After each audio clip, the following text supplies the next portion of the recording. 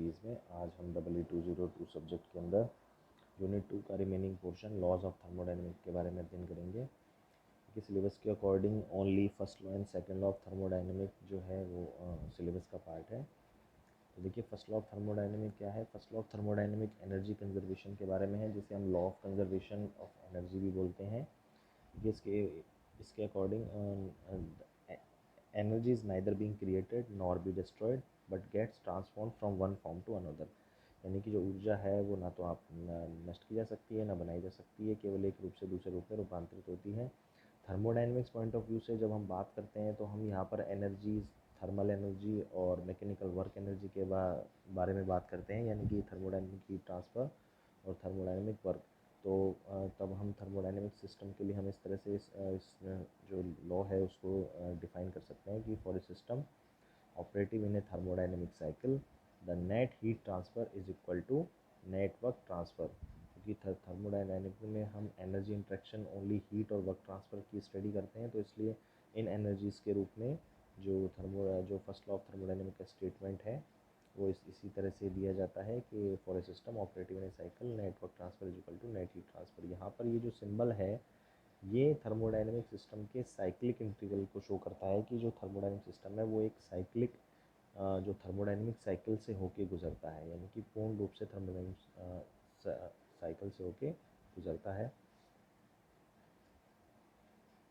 देखिए यहाँ पर ये जो सिंबल जिसके बारे में अभी हमने बात करी कि ये साइक्लिक इंटीग्रल को रिप्रेजेंट करता है, जो कि थर्मोडाइनमिक सिस्टम क्लोज टाइप का है। ठीक है, क्लोज जो सिस्टम है थर्मोडाइनमिक सिस्टम उसके लिए साइक्लिक इंटीग्रल को रिप्रेजेंट करता है।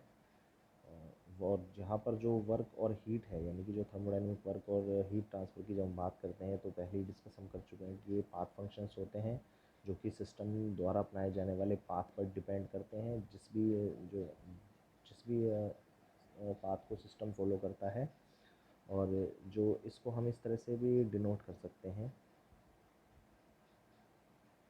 D Q proportional to D W. क्योंकि ये जो स्टेटमेंट है ये जूल्स साइंटिस्ट के द्वारा दिया गया था, तो उन्होंने फर्स्टली उन्होंने ये नियम दिया था कि network transfer proportional to net heat transfer. जब हम इस प्रोपोर्शनलिटी कांस्टेंट को हटाते हैं तो यहाँ पर एक जूल्स इक्विवेलेंट आता है जिसकी वैल्यू 1 कैलकुलेट होके आती है। यहाँ पर ये जो जूल्स इक्विवेलेंट इसकी वैल्यू 1 न्यूटन मीटर कैलकुलेट होके आती है ऐसा यूनिट में। तो इसलिए हम इसको जो स्टेटमेंट है उसको इस तरह से डिनोट करते हैं network transfer is equal to net heat transfer, क्योंकि जूल इक्विवेलेंट्स की वैल्यू 1 होती है। यहाँ पर ये जो ई है इस स्टेटमेंट में, ये जो ई दिखाया गया है, तो यहाँ पर चूँकि दोनों पाथ फंक्शंस हैं तो जब हम इनका डिफरेंस लेते हैं तो ये इंटरनल एनर्जी जो है इसके इक्वलेंट आता है। कि मान लीजिए कोई सिस्टम है आपका, ठीक है, इसको आप net amount of energy delta Q दे रहे हैं और ये सिस्टम आपको delta W work done provide कर रहा है।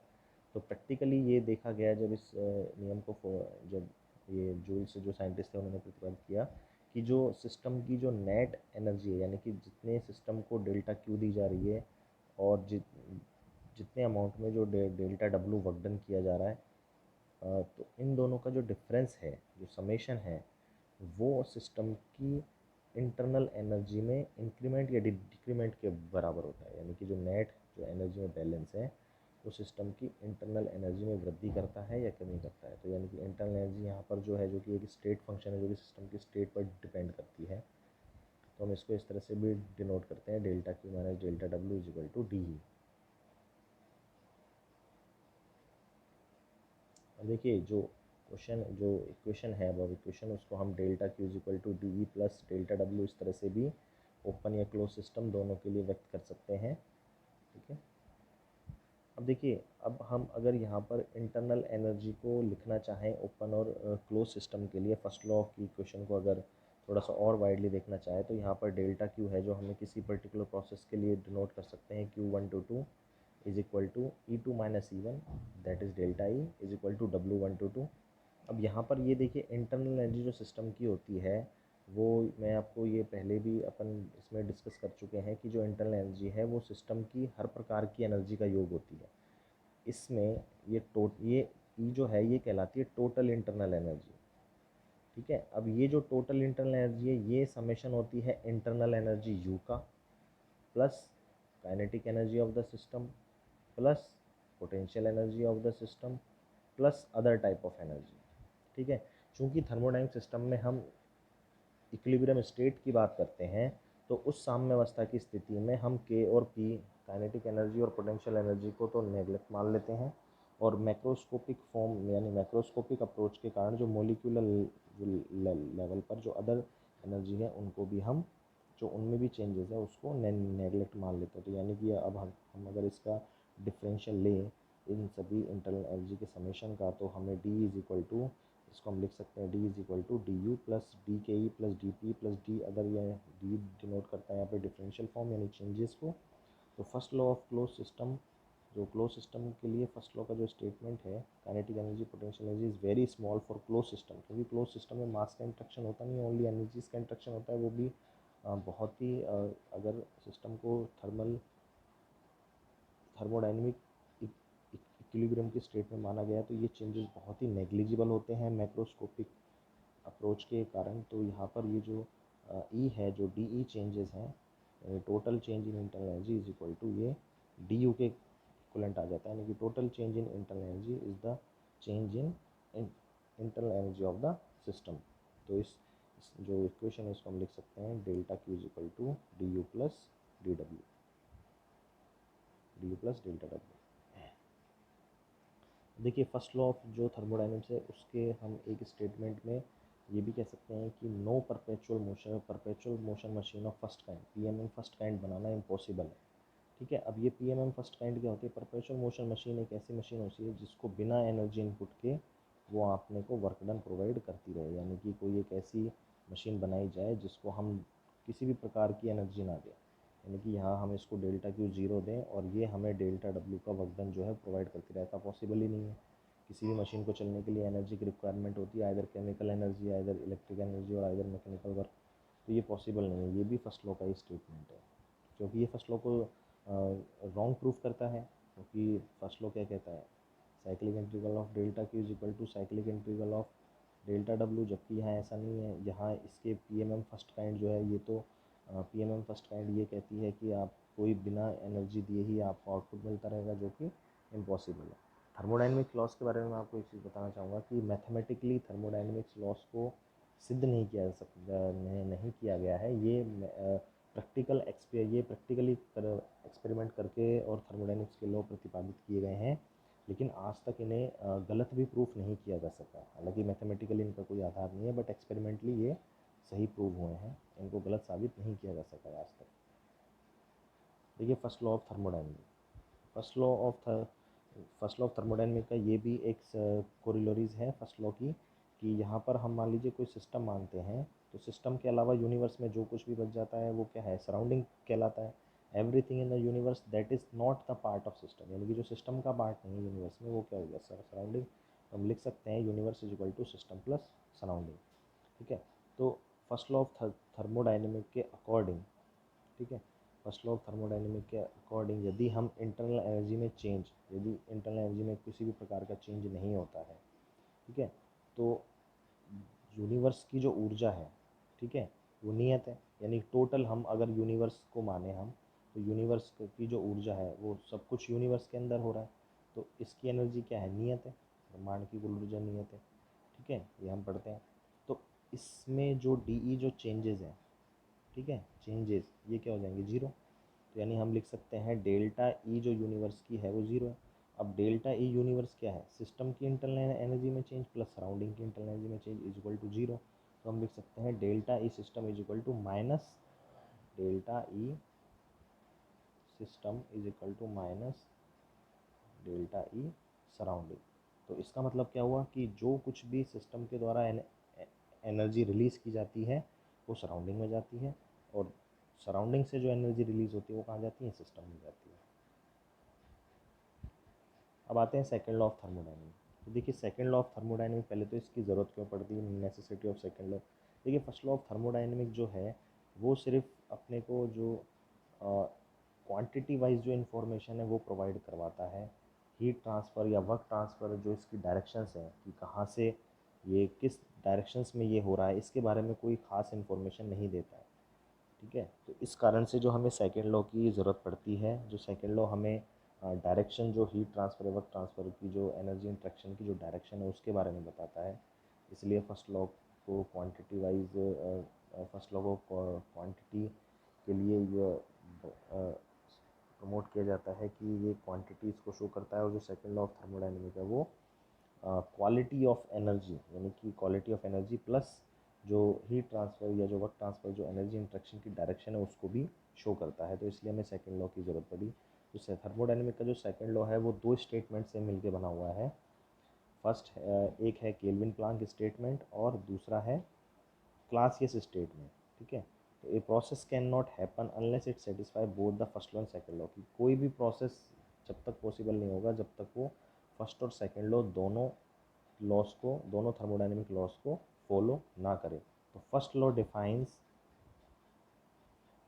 जो फर्स्ट लॉ है, first law defines about the quantity of energy, quantity of energy के बारे में बात करता है, जबकि जो सेकंड लॉ है वो direction which the process can takes place, यानी कि जो प्रोसेस की दिशा है वो कहाँ पर जाएगी, किस तरह से होगी, और जो क्वालिटी ऑफ एनर्जी है उसके बारे में आपको बताता है। तो ये दो स्टेटमेंट से मिलकर बना है, केल्विन प्लांक और क्लासियस। तो पहला स्टेटमेंट देखते हैं। देखिए, पहला स्टेटमेंट जो है क्लासियस स्टेटमेंट, उसको जानने से पहले आपको हीट इंजन के बारे में जानना पड़ेगा कि हीट इंजन क्या होता है। हीट इंजन एक ऐसी डिवाइस होती है जो एक थर्मल रिजर्वॉयर से एनर्जी ले और एक आपको वर्क प्रोड्यूस करके दे, और उसका कुछ पार्ट जो है वो वेस्ट जाता है, जिसको वो इंजन जो है यूटिलाइज़ नहीं कर पाता है, वो डिवाइस हीट इंजन कहलाती है। ठीक है, यानी कि वो किसी एक थर्मल रिजर्वॉयर से एनर्जी लेता है और कुछ मात्रा में वर्क करता है, और उस ली हुई एनर्जी का कुछ पार्ट जो है वेस्ट चला जाता है, जिसको यूटिलाइज़ नहीं कर पाता यूज़फुल वर्क में, वो डिवाइस हीट इंजन कहलाती है। अब देखते हैं केल्विन प्लांक स्टेटमेंट क्या कहता है। केल्विन प्लांक स्टेटमेंट कहता है कि it is impossible to construct any device, यानी कि इस प्रकार की कोई मशीन बनाया जाना संभव है, that operates on a thermodynamic cycle, जो कि किसी थर्मोडाइनमिक साइकिल पर वर्क करे, to receive heat from a single reservoir and produce network. ठीक है, वो एक, यानी कि इस प्रकार की कोई मशीन बनाया जाना संभव है जो किसी थर्मोडायनेमिक साइकिल पर वर्क करते हुए केवल एक ही थर्मल रिजर्वॉयर से हीट का इंट्रैक्शन करे और बराबर मात्रा में कार्य का उत्पादन करे। तो ये पॉसिबल नहीं है। क्या पॉसिबल है? जो मैंने अभी आपको बताया ये पॉसिबल है, यानी कि केल्विन प्लांक के स्टेटमेंट के अनुसार कि कोई एक इंजन है जो जो डेल्टा क्यू या कुछ भी अमाउंट बोल लीजिए आप, तो जो delta Q one amount of energy किसी थर्मल रिजर्वायर से ले, कुछ मात्रा में, यानी कि डेल्टा क्यू वन का कुछ मात्रा में पोर्शन जो है, यानी कि डेल्टा डब्ल्यू वर्क प्रोड्यूस करें, और कुछ मात्रा में जो हीट है वो सिंक में चली जाए किसी दूसरे थर्मल रिजर्वायर को, जिसको वो यूटिलाइज़ नहीं कर सकता हो, ये पॉसिबल है। ठीक है, तो केल्विन प्लांक के स्टेटमेंट के अनुसार पॉसिबल क्या नहीं है कि ऐसा कोई हीट इंजन, ठीक है, जो एक थर्मल रिजर्वायर से हीट ले, यानी कि मान लीजिए टी एच टेम्परेचर पर ये कोई थर्मल रिजर्वायर है, इससे इसने Q H amount of heat लिया। ठीक है, Q H amount of heat और W net work done provide करा दिया, जिसकी वैल्यू क्यू एच के बराबर है, इसी हीट के बराबर। तो केल्विन प्लांक कहता है कि ये ऐसा इस प्रकार का इंजन पॉसिबल नहीं है। क्या पॉसिबल है? ये इंजन पॉसिबल है। ठीक है, यानी कि इंजन क्या होगा कि कुछ मात्रा में वर्क डन प्रोड्यूस करेगा, जितनी ऊर्जा वो एक्सट्रैक्ट करेगा उसमें से कुछ मात्रा में वर्क डन प्रोड्यूस करेगा और कुछ मात्रा में वो वेस्ट जाएगी। यानी कि हम यहाँ लिख सकते हैं delta Q one is equal to delta W plus delta Q two. Delta Q two ये रिजेक्ट पार्ट है, डेल्टा क्यू वन ये एक्सट्रैक्ट पार्ट है, और ये डेल्टा डब्लू वर्क डन। ठीक है, ये पॉसिबल है। इस प्रकार का जो इंजन है जो भी आपकी स्क्रीन पर है, ये पॉसिबल नहीं है। देखिए, in other words it is impossible to build a heat engine with 100% efficiency, यानी कि वही बात हो गई कि ये 100% एफिशिएंट है, जितनी ऊर्जा ले रहा है उतना ही वर्क डन दे रहा है, जो कि पॉसिबल नहीं है। A heat engine has to reject some energy. क्या पॉसिबल? अब देखिए, जो पॉसिबिलिटी फैक्टर्स है वो लिखे हुए हैं यहाँ पे। A heat engine has to reject some energy into a lower temperature sink in order to complete the cycle. The higher the reservoir temperature, higher the quality of energy, more work is produced. This statement doesn't any proof yet it is very valid. मतलब कि ये जो है, ये जो statements हैं, ये आज तक गलत साबित नहीं हुए हैं, बट इनको मैथमेटिकली प्रूव भी नहीं किया जा सका। ठीक है, तो ये जो है केल्विन प्लांक का स्टेटमेंट, ये इस तरह से वह इस पर जो आपकी डिवाइसेज है वो वर्क करती हैं। अब आता है हीट पंप और रेफ्रिजरेटर, यानी कि क्लास स्टेटमेंट। क्लास स्टेटमेंट को पढ़ने से पहले आपको हीट पंप और रेफ्रिजरेटर के बारे में पता होना चाहिए। ठीक है, तो हीट पंप क्या डिवाइस है? हीट पंप वो डिवाइस है जो एक लो टेम्परेचर बॉडी से हाई टेम्परेचर बॉडी की ओर हीट ट्रांसफ़र करता है। लेकिन यहाँ पर जो हमारा डिज़ायर्ड इफेक्ट, जो डिज़ायर्ड टेम्परेचर है वो TH है। ठीक है, यानी कि हमें ज़्यादा टेम्परेचर वाला एटमॉस्फेयर चाहिए। रेफ्रिजरेटर क्या डिवाइस है? सेम काम करता है। अब ये देखिए, हीट पंप जब भी कर पाएगा ये जब उसको W अमाउंट ऑफ वर्क दिया जाए। अगर इसको वर्क नहीं दिया जाएगा, इसको वर्क नहीं मिलेगा, तो ये लो टेम्परेचर से हाई टेम्परेचर को हीट ट्रांसफ़र नहीं कर पाएगा। रेफ्रिजरेटर क्या डिवाइस है? सेम। रेफ्रिजरेटर वो डिवाइस है जो लो टेम्परेचर से हाई टेम्परेचर को हीट ट्रांसफ़र करता है, लेकिन इस बार जो हमारा जो कंसर्न होता है वो लो टेम्परेचर होता है, ना कि हाई टेम्परेचर वाला। लो टेम्परेचर वाला रिजर्वायर, ना कि हाई टेम्परेचर वाला। अब आप अपन पढ़ते हैं क्लास स्टेटमेंट। तो देखिए क्लास स्टेटमेंट क्या कहता है? Heat can't be transferred from lower temperature to higher temperature unless external work is supplied. यानी कि इस प्रकार की कोई मशीन बनाया जाना असंभव है जो लो टेम्परेचर से हीट एब्जॉर्ब करके QL हायर टेम्परेचर की ओर ट्रांसफ़र कर दे बिना किसी एक्सटर्नल वर्क के। तो ये चीज़ इम्पॉसिबल है। पॉसिबल क्या है?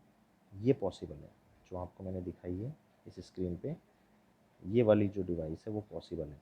देखिए, जहाँ से लो टेम्परेचर बॉडी से ΔQ2 amount heat ΔQ2 amount of heat ली जाएगी और ΔW जो है वर्क डन किया जाएगा, और हायर टेम्परेचर की ओर ΔQ1 अमाउंट ऑफ हीट भेज दी जाएगी। तो यानी कि हम क्या लिख सकते हैं यहाँ पर? ΔQ1 इज इक्वल टू क्या क्या होगा? ΔQ2 ये प्लस ΔW, दोनों का समेशन।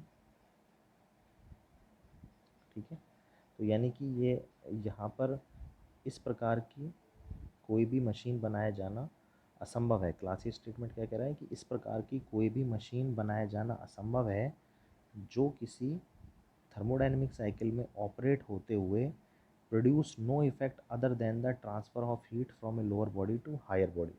यानी कि जो लो टेम्परेचर बॉडी से हाई टेम्परेचर बॉडी की ओर ऊष्मा का स्थानांतरण करने के अलावा अन्य कोई प्रभाव उत्पन्न ना करे। लेकिन यहाँ पर क्या पॉसिबल होगा? जब कोई ना कोई अन्य प्रभाव होगा। अगर कोई अन्य प्रभाव नहीं उत्पन्न हो रहा है, इट मीन्स ये चीज़ पॉसिबल नहीं। पॉसिबल क्या है? पॉसिबल ये है कि ये लो टेम्परेचर बॉडी है, जहाँ से ये कोई डिवाइस है, ये हाई टेम्परेचर बॉडी की ओर हीट ट्रांसफ़र करेगी, जबकि इसको वर्क डन दिया जाए। ये Q1, ये Q2, ΔQ1 ΔQ2। ठीक है, तो क्लासिक स्टेटमेंट क्या कहता है कि लोअर टेम्परेचर बॉडी से हायर टेम्परेचर बॉडी की ओर ऊष्मा का स्थानांतरण तभी पॉसिबल है जबकि उस मशीन या डिवाइस को एक्सटर्नल वर्क दिया जाए। ठीक है, स्टेटमेंट का जो है स्टेटमेंट ये कहता है, it is impossible to construct a device that operates in a cycle and produce no effect other than the transfer of heat from a lower temperature body to higher temperature body। ठीक है, तो ये दो statements मिल करके आपके second law of thermodynamic को proof करते हैं। अब आते हैं हीट पंप और रेफ्रिजरेटर। तो देखिए, हीट पंप और रेफ्रिजरेटर जो क्लासिक स्टेटमेंट पर वर्क करते हैं, तो इन डिवाइसेस की जब एफिशिएंसीज़ की बात होती है, चूँकि ये वर्क कंज्यूमिंग डिवाइस है, ये किसी प्रकार का आउटपुट प्रोड्यूस नहीं करती हैं, तो इनकी एफिशिएंसीज़ को हम कोफिशिएंट ऑफ परफॉर्मेंस, एक फैक्टर होता है जिसके द्वारा डिफाइन करते हैं। देखिए, ये जो हीट पंप है, हीट पंप की जो कोफिशिएंट ऑफ परफॉर्मेंस है वो क्या होगी? QH upon W net. इस डायग्राम को दोबारा देखिए आप।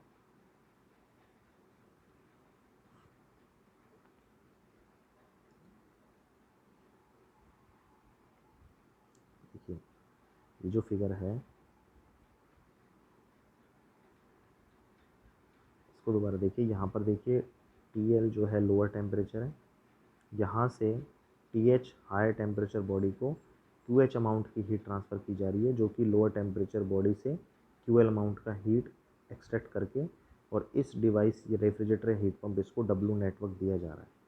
ठीक है, इस फिगर को ध्यान में रखिए। अब देखिए जो हीट पंप है, अब यहाँ पर मैंने आपको बताया चूँकि ये कोई वर्क प्रोड्यूसिंग डिवाइस नहीं है, तो यहाँ पर हम डिज़ायर्ड इफेक्ट की बात करते हैं। अब देखिए हीट पंप के लिए जो डिज़ायर्ड इफेक्ट वो क्या है, हीट पंप के लिए डिज़ायर्ड इफेक्ट है ये हायर टेम्परेचर एटमॉस्फेयर, क्योंकि हीट पंप का काम क्या है, हीट को सप्लाई करना ताकि वहाँ उस एटमॉस्फेयर का टेम्परेचर राइज हो जाए। ठीक है, तो हीट पंप का जो मेन जो ऑब्जेक्टिव है वो है हाई टेम्परेचर, हाई टेम्परेचर वाला एटमॉस्फेयर क्रिएट करना। तो यहाँ पर जो डिज़ायर्ड इफेक्ट है वो टी एच है। तो हमारे लिए इम्पोर्टेंट क्या हो गया कि यहाँ पर कितनी ज़्यादा क्यू एच सप्लाई की जा रही है, जितनी ज़्यादा क्यू एच सप्लाई की जाएगी उतना ज़्यादा जो टी एच का वैल्यू है वो बढ़ जाएगी। ठीक है, तो यहाँ पर जब हम इसकी कोफिशिएंट ऑफ परफॉर्मेंस की बात करेंगे तो वहाँ पर हम डिज़ायर्ड इफेक्ट देंगे, क्योंकि डिज़ायर्ड इफेक्ट क्या है, डिज़ायर्ड इफेक्ट है क्यू एच, और इस डिज़ायर्ड इफेक्ट को प्रोड्यूस करने के लिए हमें कितना वर्क डन सप्लाई करना पड़ा वो है डब्ल्यू नेट। तो यानी कि जब हम C O P of heat pump की बात करेंगे, ठीक है, तो हम इसको क्या लिख देंगे, Q H divide W net. ठीक है, अब यहाँ पर एफिशिएंसी के लिए हम आउटपुट अपॉन इनपुट वाली बात नहीं देखेंगे, क्योंकि आउटपुट अगर इनपुट को अगर आप कंसिडर करोगे तो मुझे बताइए यहाँ पर आउटपुट क्या है, आउटपुट तो कुछ है ही नहीं भाई। डब्लू वर्क तो आपको देना पड़ रहा है इस मशीन को, आपको मिल थोड़ी ना रहा है। अगर आप इस चीज़ को सिस्टम मानते हैं अगर ये हीट पंप आपका सिस्टम है तो आप इसको वर्क डन दे रहे हैं, यहाँ से आपको कोई वर्क डन नहीं मिल रहा है, तो आउटपुट अपॉन इनपुट वाली डेफिनेशन यहाँ एफिशिएंसी की नहीं कैटेगराइज होती है। इस केस में आपको सीओपी कैलकुलेट करनी पड़ती है। ठीक है, तो इससे हम जो है सीओपी कैलकुलेट कर सकते हैं, Q H upon W net. अब जो डब्ल्यू नेट है वो क्या है, Q H minus Q L. उस फिगर पे जाइए दोबारा, ये दोनों का जो डिफरेंस है यही तो डब्ल्यू नेट है, यानी कि Q L plus W net is equal to Q H है। अगर मैं यहाँ क्यू एच को डिनोट करना चाहूँ तो क्यू एच क्या है, Q H is equal to W net plus Q L. तो यहाँ से डब्ल्यू नेट क्या हो जाएगा, Q H minus Q L. तो वही चीज़ यहाँ पे डिनोट की गई है, Q H minus Q L. देखिए यहाँ से हर एक में क्यू एच का भाग देंगे तो 1/1 minus Q L upon Q H calculate होके आ जाएगा। सिमिलरली रेफ्रिजरेटर के लिए बात करते हैं, तो रेफ्रिजरेटर के केस में देखिए, रेफ्रिजरेटर के केस में हमारा जो डिज़ायर्ड इफेक्ट है वो क्या है, रेफ्रिजरेटर के केस में हमारा जो डिज़ायर्ड इफेक्ट ये लो टेम्परेचर वाला एटमॉस्फेयर है। ठीक है, जितनी ज़्यादा हीट इस लो टेम्परेचर एटमॉस्फेयर से रेफ्रिजरेटर एक्सट्रैक्ट करके कहीं भी भेजे, हाई टेम्परेचर इस वाले पे भेजेगा, तो जितनी ज़्यादा क्यूएल यहाँ से हीट एक्सट्रैक्ट करके हाई टेम्परेचर पे भेजेगा उतना ही ज़्यादा टीएल क्या होगा, कम होगा। लो टेम्परेचर वाला एटमॉस्फेयर हमें मिलेगा रेफ्रिजरेटर के द्वारा। तो यहाँ पर हमारा जो डिज़ायर्ड इफेक्ट वो क्या है, ये टीएल टेम्परेचर। ठीक है, ये क्यूएल, जितनी ज़्यादा क्यूएल निकाली जाएगी उतना ज़्यादा हमें लो टीएल प्राप्त होगा। तो यहाँ जब हम सीओपी ऑफ रेफ्रिजरेटर की बात करेंगे तो हम यहाँ पर क्या डिनोट करेंगे, क्यू एल, यानी कि क्यू एल यहाँ पर क्या आएगा, ये तो हो गया हीट पंप के केस में, तो सी ओ पी ऑफ रेफ्रिजरेटर ये क्या आ जाएगी, यहाँ पर हमारा जो डिज़ायर्ड इफेक्ट क्या है, Q L divide by input. इस डिज़ायर्ड इफेक्ट को प्राप्त करने के लिए हमने इनपुट क्या दिया, इनपुट क्या दिया हमने डब्ल्यू नेट, तो Q L upon W net. अब डब्ल्यू नेट वापस से क्या है, Q H minus Q L. तो यहाँ से जो है इस तरह का जो रिलेशन आ जाएगा। तो अब देखिए जो ये जो रिलेशन है,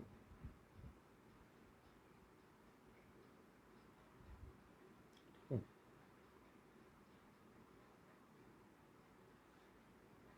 ये है C O P of refrigerator. तो देखिए एक इक्वेशन तो ये है,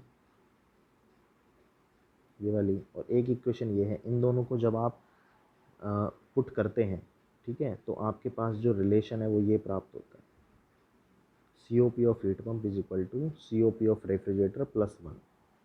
ठीक है, ये फाइंड कर लेना आप जब इसको इस पे पुट करेंगे, यानी कि यहाँ से Q H upon Q L की वैल्यू जब पुट करेंगे, यहाँ से आप Q H upon Q L put कर लेना, और Q H upon Q L की वैल्यू जब इस इक्वेशन से निकाल के पुट कर दोगे तो आपको सीधा सीधा ये रिलेशन मिल जाएगा, C O P of heat pump is equal to 1 + COP of refrigerator. कभी कभार पूछ लिया जाता है ये रिलेशन कि हीट पंप की COP और रेफ्रिजरेटर की COP में जो संबंध है स्थापित कीजिए, तो आपको सेम ये इक्वेशन लिखनी है, ये छोटा सा डेरिवेशन ये करना है और ये डायग्राम बनाना है। तो ये कभी पूछ लिया जाता है एग्ज़ाम। ठीक है, तो ये यहाँ पर आपका फर्स्ट लॉ और second law of thermodynamic finish होता है। तो यूनिट 2 आपकी कंप्लीट है। इसमें अगर कोई क्वेरी हो तो आप कमेंट बॉक्स में पूछ सकते हैं। Thank you.